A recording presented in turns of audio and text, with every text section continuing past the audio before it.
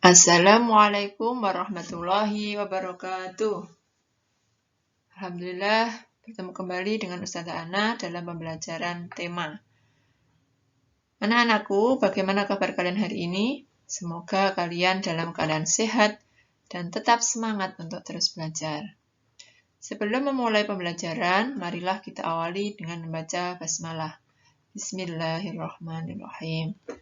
Pada pembelajaran hari ini, kita akan mempelajari tema 6, subtema 2, pembelajaran 1. Anak-anakku, masih ingatkah kalian bagaimana caranya menggali informasi dari teks menggunakan peta pikiran?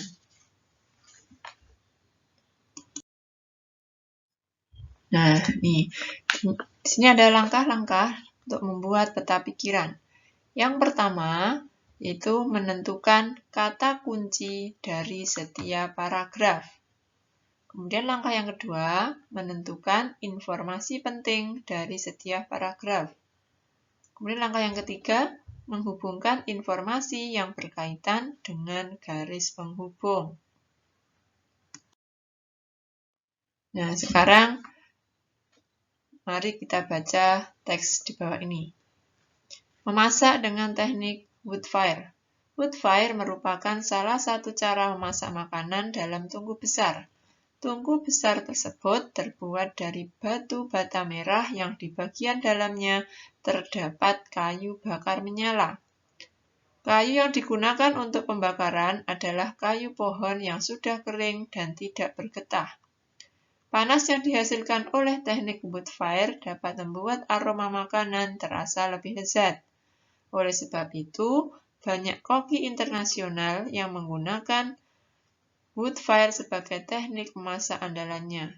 Memasak menggunakan teknik wood fire dapat menghasilkan aroma yang khas dan kematangan makanan yang pas.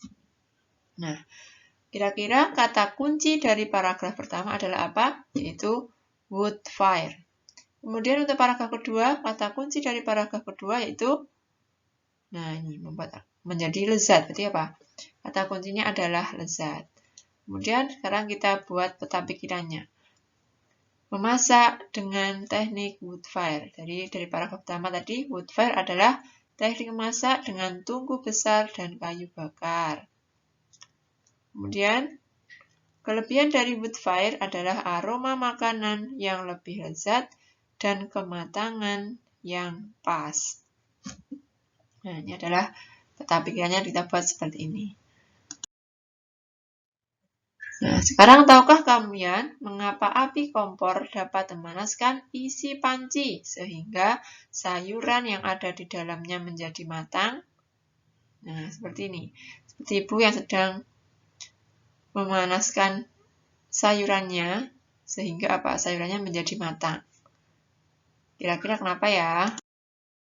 Nah, karena ini panas api dari kompor berpindah ke panci. Nah, kemudian panas dari panci berpindah ke air, sehingga air menjadi panas dan sayuran menjadi matang.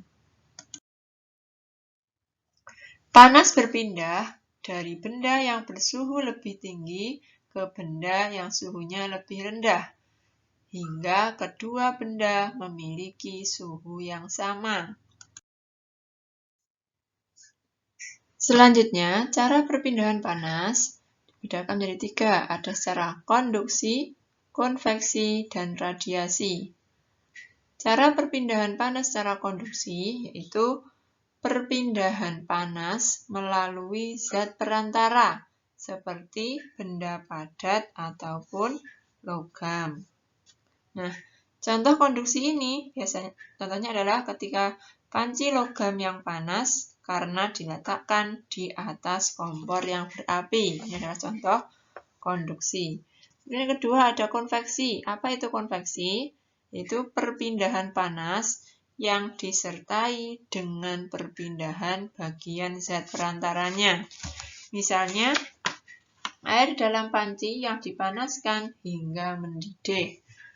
Kemudian untuk radiasi, itu perpindahan panas dengan pancaran yang tidak membutuhkan zat perantaranya.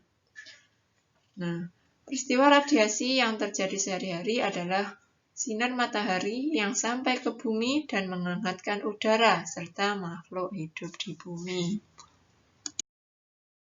Nah, sekarang kalian perhatikan gambar berikut. Ini adalah seorang yang sedang memanaskan air di atas kompor. Nah, dalam kegiatan memanaskan air dalam kompor ini terjadi 3 perpindahan panas, itu secara konduksi, konveksi, dan radiasi. Nah, yang pertama itu terjadinya konduksi. Nah, tadi seperti dijelaskan tadi, untuk peristiwa konduksi ini terjadi di sini, yaitu panci logam yang panas karena diletakkan di atas kompor yang berapi. Jadi, pegangan panci ini juga akan terasa panas karena terkena dari panci yang juga panas, sehingga di sini juga akan lama-kelamaan ketika kita pegang dia juga akan menjadi panas. Pancinya juga panas karena terkena api dari kompor sini, jadi menjadi panas. Kemudian yang kedua ada konveksi, itu di perpindahan panas yang disertai dengan perpindahan bagian zat perantaranya. Nah, itu seperti ketika terkena panas api dari kompor tersebut, lama-kelamaan airnya akan mendidih, sehingga air yang mendidih duluan adalah air yang berada di panci bagian bawah. Nah, lama-kelamaan ketika mendidih, setelah panas dia akan naik. Kemudian, air di atasnya yang masih belum mendidih, dia akan memutar ke bawah. Sehingga lama-kelamaan apa? Yang mendidih menjadi rata. Ini adalah contoh konveksi. Itu tadi contohnya adalah air di dalam panci yang dipanaskan hingga mendidih. Ini adalah contoh perpindahan panas secara konveksi. Kemudian yang ketiga, ini adalah terjadi perpindahan radiasi. Misalnya saja ketika kita berdiri di dekat kompor. Ketika kita berdiri di dekat kompor, tanpa kita menyentuh kompornya pun, kita apa? Kita akan merasakan hangat. Nah, karena di situ terjadi perpindahan panas secara radiasi. Itu cara perpindahan panas dengan pancaran yang tidak membutuhkan zat perantara. Nah, sehingga daerah sekitar ini kita akan merasakan hangat. Di sini terjadi perpindahan panas secara radiasi. Baik anak-anakku, untuk pembelajaran tema hari ini Ustazah cukupkan. Ada kurang lebihnya Ustazah mohon maaf. Mari kita tutup dengan membaca hamdalah alhamdulillahirabbil alamin. Wassalamualaikum warahmatullahi wabarakatuh.